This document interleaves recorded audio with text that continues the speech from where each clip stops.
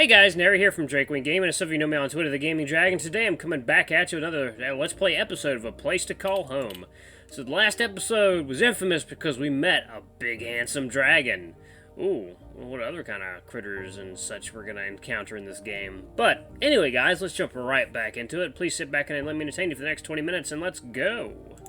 Alarm changer up. Okay, let's do it. Alright. I'm trying to remember the voice I did for Jack. Okay, alright, here we go. Southern, deep southern. Okay. You don't like Laura Croft? Jack comes over and rubs Leo's shoulder. I don't. Oh. We can watch something else if you like that new DC movie.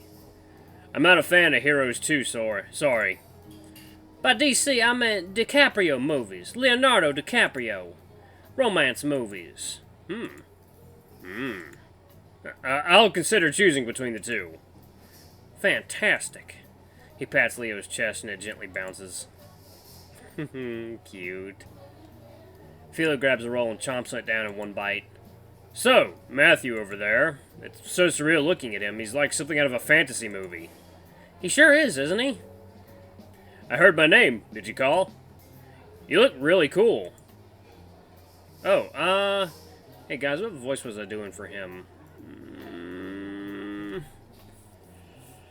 Let me see.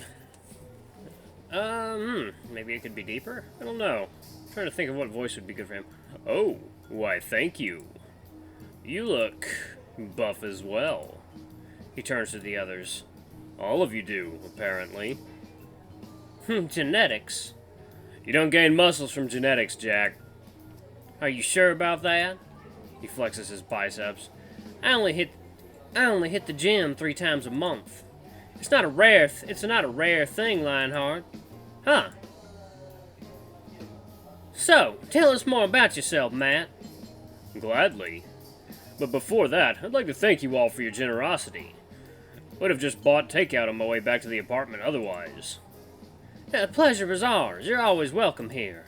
The dragon solemnly bows with elegance.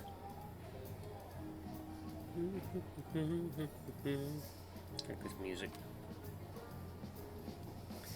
Matthew explained his situation, and everyone around the table seemed to have listened eagerly.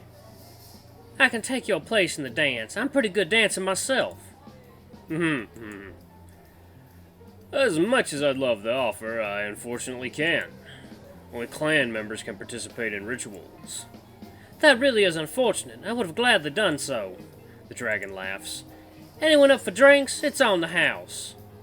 I'm up for beer. I'll have anything you bring. I can go for some, if you wouldn't mind. Great, I'll be right back. How's the food, Matt? The wolf smiled. Marvelous. Haven't had this kind of cooked beef before. Lo cooked it. Wouldn't be surprised if it tasted this good. Again, it is an honor. Also, are all you a circle of friends? Oh no, these two are my sons. Sons? The dragon inspects us with childlike wonder. I did not know you can bring offspring to different species. No, they're, I'm just kidding, Mr. Lionheart. Oh, right. Grandpa comes back with a tray of giant beer-filled glass mugs. Oh, that sounds good. The dragon places a palm on his chest in disbelief. Goodness, that is big. All right, about time these showed up. Jack rubs his hands excitedly and grabs a mug. Hefeizin, only the finest.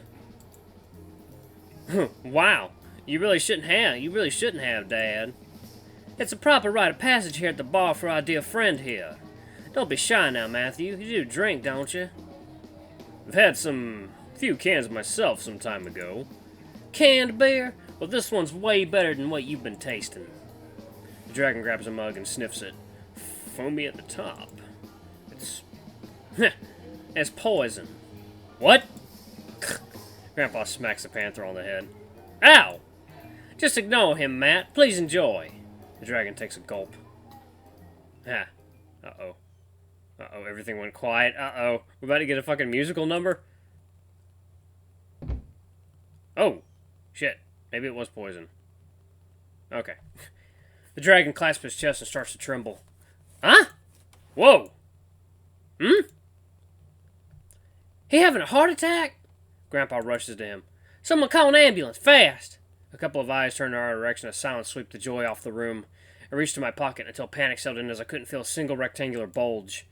Crap, I think my phone fell on the bed! When we kissed? Yeah, I think I dropped mine there too. I'll go get it. You what? Hurry! Let me dial them. 911! Oh, it says I don't have enough credits to call. What the fuck? What? Since when did emergency hotlines require credit? I don't know. Tax, maybe? I'm on it. Jack chugs the beer down. Ah! 1 second. Huh! This one's really burning my throat. What the?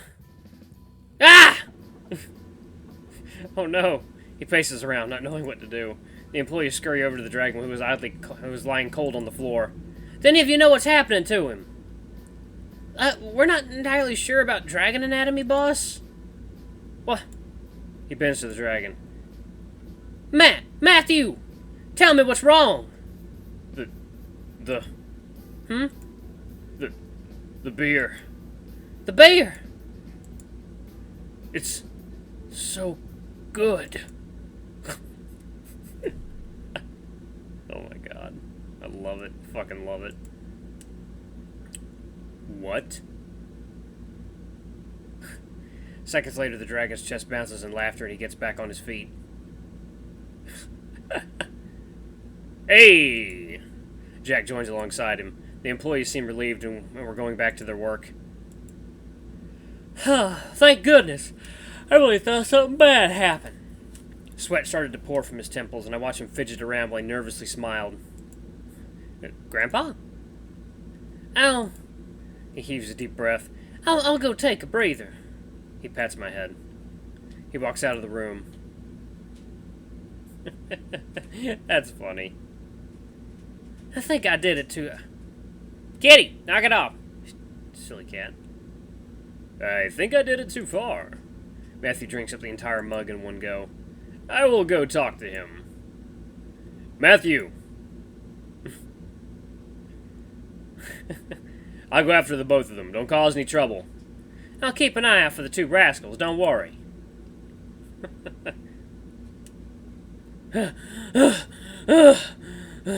I got the phones.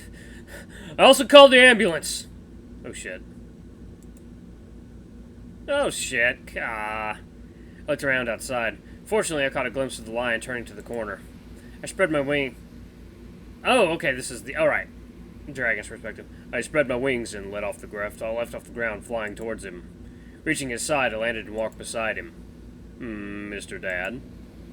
He sighs and stops walking. Yes, do you need anything? He turns around with a somber look on his face. It was a stupidly rude joke of me to do that to you, especially when you treated me very kindly. I'm sorry. You haven't done anything wrong, Matthew. It's okay.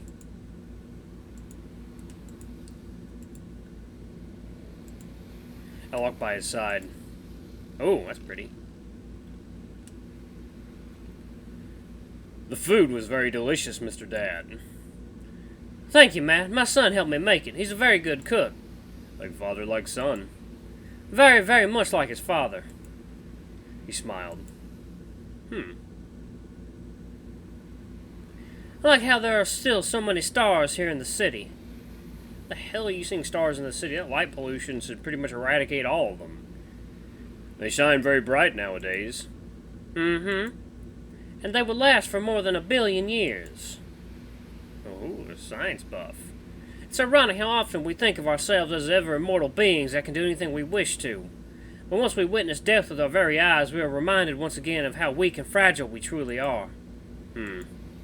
I guess we are often indulged in our own sweet delusions. I wish that I wasn't too complacent back then. I don't know how. He paused and blankly stared at the distance. How easily life can be taken away from you. He snaps his fingers. Cat, what are you doing? Knock it off.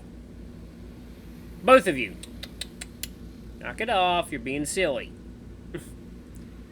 Death doesn't favor the weak or the strong, the rich or the poor, or even the one you love the most. Was it your wife? No, sorry. That's my father. He passed away when I was still young. I've always looked up to him, imitating his actions, his movements, and to some extent even his personality. He was the best. No word can express how much I loved him.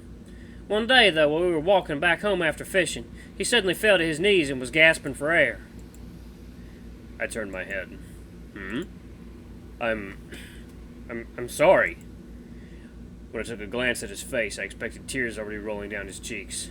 Instead, I found him wearing the sweet old smile he had since back at the bar. Oh. We took a seat on an empty bench under the leafless branches of old trees. Both of us watched the cars and buses go by, counting each one by the color, size, and type. I wanted to make him ask more about myself, so that he wouldn't be too deep in his own thoughts and lose his soft smile. Though, I don't know how to engage in good conversation. So, Matthew, I'm assuming the war reached your country.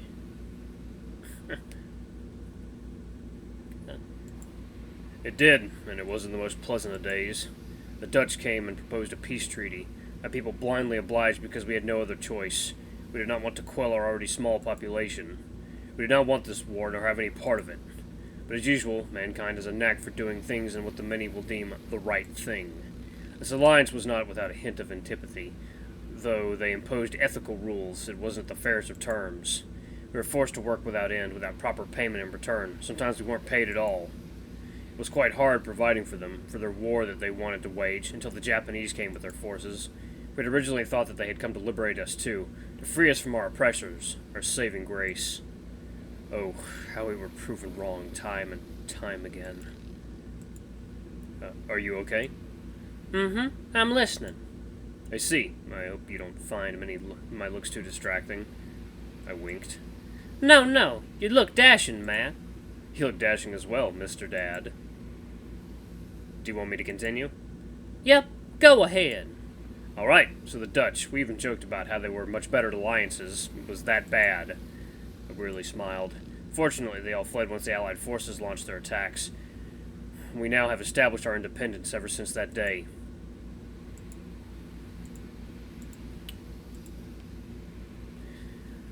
I think that's also one of the reasons why we are discouraged to travel overseas or even have the empathy left to trust on neighboring nations. It's fine. We should all look on the past from time to time to learn from it. I'll say one thing, though. Because of their actions, the future generations of their kind are forced to walk the path paved by their forebears. A curse they are burdened with for our centuries to a curse they are burdened with for centuries to come. A burden indeed. I take it you are German? Damn, what gave it away? The food, the tidbits of hard-pronounced U's, the highly accented R's. And here I thought I had a good New Yorker impression. I and my family are indeed from Germany. That place particularly wasn't the best during that time, too. So we settled here through the most unique means. My apologies. What do you mean by most unique? My grandson, Fern. There you are! Lionheart rushed to us. I was worried you two stormed off far away already. I did say I was just going for some fresh air, he panted. Oh, Lord. I inspected the both of them, just staring at their velvet hair and untrimmed chins. You two are the most appealing lions I've seen so far.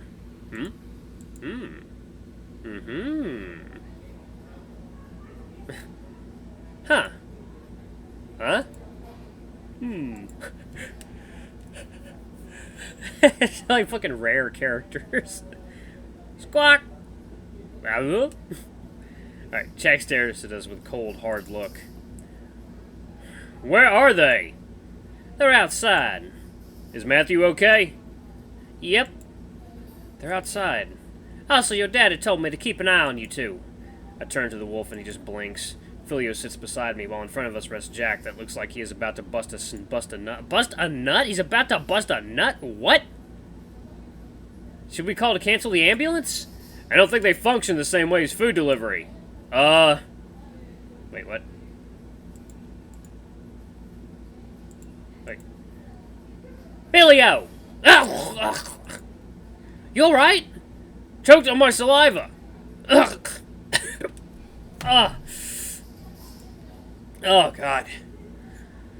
Yeah, Jack? Be careful when you go out at night. Huh? Why? I'm sure you've seen some things a couple days ago, right? I'm not sure I'm catching up. Criminals, shady people roaming around with... He takes another mug. Drugs. I don't know anything about that, though. Jack stands up and walks behind our seat. Are you feeling alright, by the way? He rubs the wolf's shoulders. Huh. Speak up! I'm fine.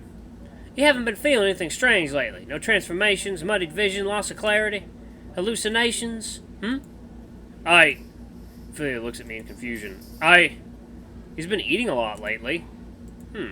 Yeah, he ate 2 whole boxes of pizza and a couple liters of milk last night. Crazy stuff. Crazy. He pats the wolf's head. If things get any more stranger with him, don't hesitate to call me or your daddy. He goes back to his seat and continues his drink.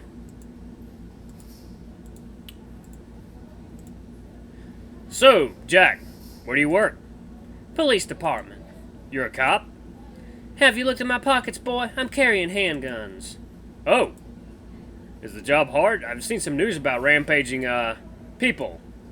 That isn't really part of my job. I'm part of the investigations group, but carrying some form of defense always comes in handy. Oh. How about you? You almost done with college? I didn't go to school that much.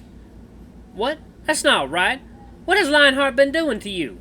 My family wasn't really on the luckier side of life, so we hunted and gathered for a living. I was a teenager when the war started too, so everything was scarce. Even life itself became a lot more precious. Huh. What about you, kid? He smiled. Ludus, was it? Just Ludus. Lionheart told me a lot about you. The undefeatable, undoubtable warrior of the streets. Hailing from the mountains of North Dakota, surviving the bombing of Pennsylvania while on his way to New York City. Then finally landed on the park, mercifully taken in by Phileo Hauser. Tell me, Ludus, how are you? I'm fine. Where's your family? Why are you alone? My dad. I think that's enough asking questions, Jack. Why? I'm curious. I want to get to know you two better before I start living with you. Living with us? Well, I don't think that's ever going to happen. Jack stares coldly at the wolf. What are you going to do about it, pup? Phileo stands up and growls. Phileo, stop!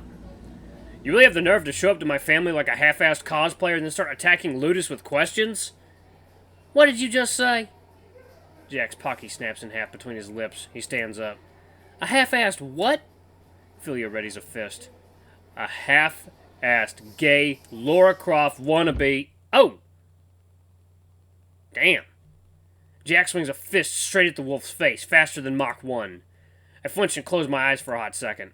After picturing a wolf's bruised face in my head, I quickly opened my eyes and looked. Oh.